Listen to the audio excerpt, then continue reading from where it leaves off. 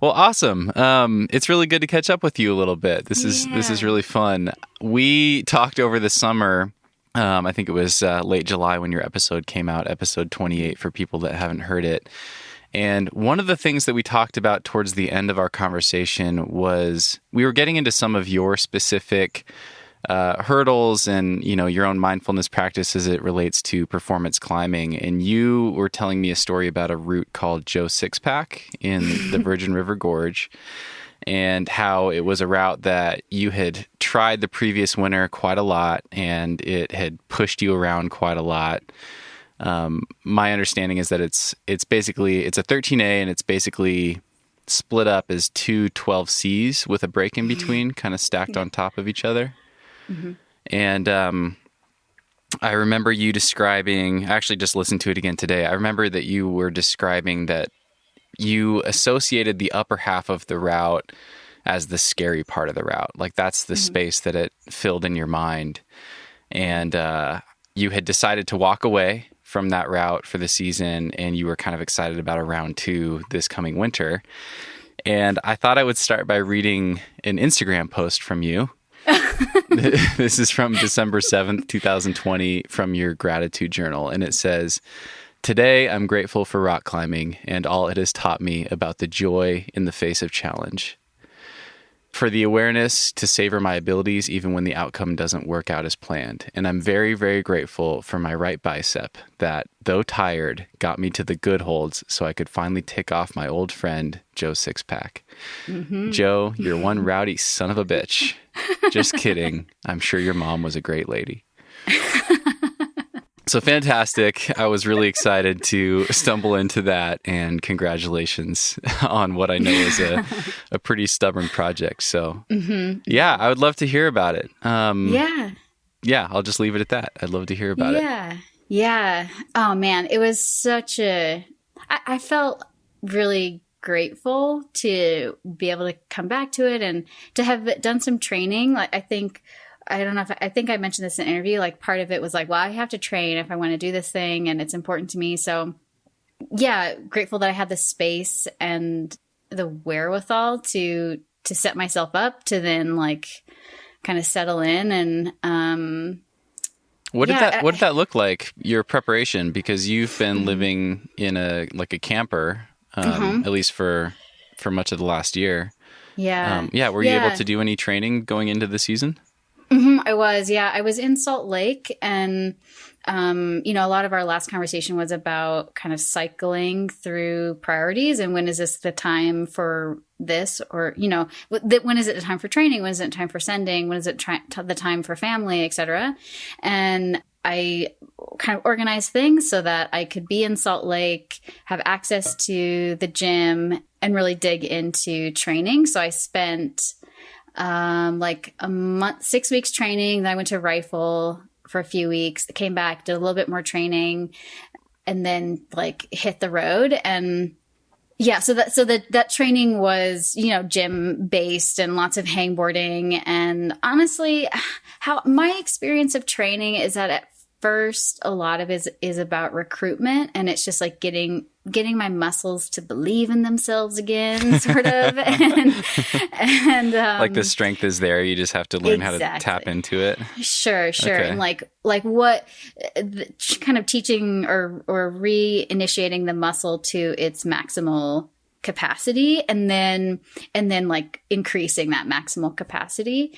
'Cause definitely I had gains in strength. And I think at first it was just like, how do I bear down on the hangboard with, no weight? How do I bear down with 5 extra pounds or whatever? And then just going up from there. And, so yeah, I definitely built strength in that time, but the first, I think, at least this is my experience. And I wonder how you feel about gym, like starting a training cycle. I'd be really curious, how other people experience this. But I feel like at first it's just like, chipping away the whatever, like the crustiness or something, to just like get back into training, back into the work, get back into the like gym climbing. To me is so different than outside climbing. It's hard. It's way harder for me. So like a lot of it was just getting back into climbing more powerfully. Yeah. What's your experience like when you get back into a training cycle?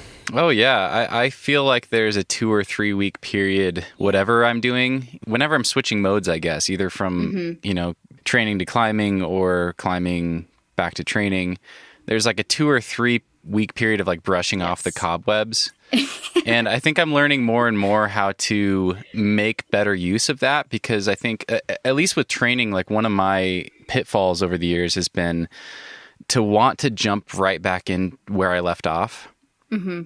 And I'm kind of learning that that's not really a sustainable practice. So I think it helps mentally, physiologically, across the board. I think it really helps to take a few steps back from where you left off and kind of ramp back in.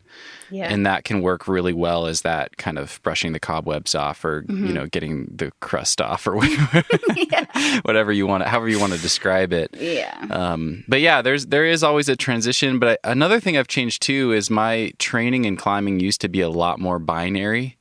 Like I'm going to train all summer and then I'm going to climb all fall. And I've moved towards really trying to keep training as more of a supplement. Right. And making sure that it's, a small piece of a larger picture that includes a lot more climbing. And then when I'm climbing, most of the time I'm trying to do a little bit more maintenance, so that transition period isn't quite as severe and significant, and you don't backslide as much when you're trying to apply your strength to climbing. So right. Yeah. That was something I was aware of transitioning into, from that training cycle, and feeling pretty strong, also ready to like get back on my feet and get more into some more movement, but of what are some ways that I might need to sustain some of the extra strength, because just climbing outside, you'll often, like you're saying, like you'll get weaker. For most especially of us. If you're mostly doing like endurance sport climbing, something like that. Exactly. Yeah, definitely. And like what do I need to be aware of? What can I integrate? What could that look like for me to stay fit and strong and powerful while I'm climbing outside, and while I'm inspired to climb outside?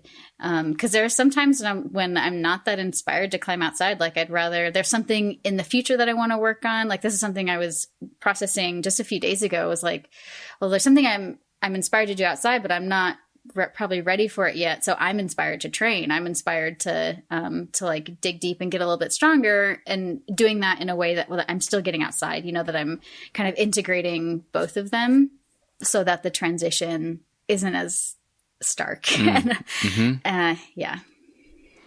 Can you describe Joe SixPack for people that haven't climbed at the VRG? Yeah. Well, for one thing, it's surrounded by traffic noise and exhaust fumes. Yeah, it's right off the highway. Right off the highway. I brought some people that had never... Hey, friends. I hope you enjoyed that teaser of this week's follow-up. If you want full access to follow-ups, you can sign up for $5 a month on Patreon at patreon.com/thenuggetclimbing.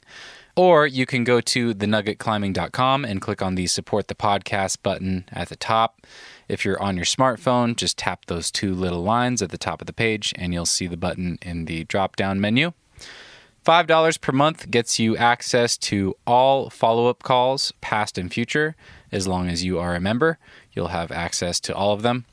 As you just heard in the teaser, I've been recording some follow-up conversations with past guests on the show to talk about what they've been up to lately and to go even further into the weeds on a specific topic than we typically would on the podcast. Follow-ups are 20 to 30 minutes in length, occasionally longer, and I will be releasing one every other week to make sure I always have plenty of podcast guests to follow up with. If you sign up for follow-up calls, what you are really doing is supporting the regular podcast and helping me continue to chase down interesting guests so I can pick their brains and bring you new nuggets every week. And by signing up on Patreon, you get some bonus content to look forward to as well. In addition to getting access to follow-ups, I will also let you know who's coming up on the show, and you can submit patron questions for upcoming guests, as you have undoubtedly heard in other episodes of the podcast. $5 per month.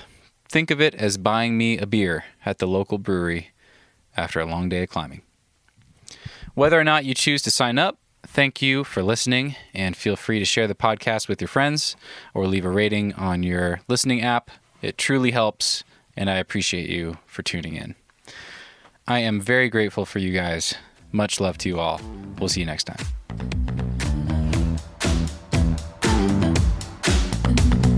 Move with the rhythm. Shake it up, stop when the clock hits 13. Sing 1, 2, 3, 4. Cause no one can do it like we do it, like we do it, like we do it. Cause no one can do it like we do it, like we do it, like we do it. Cause no one can do it like we do it, like we do it, like we do it. Cause no one can do it like we do it, like we do it, like we do it.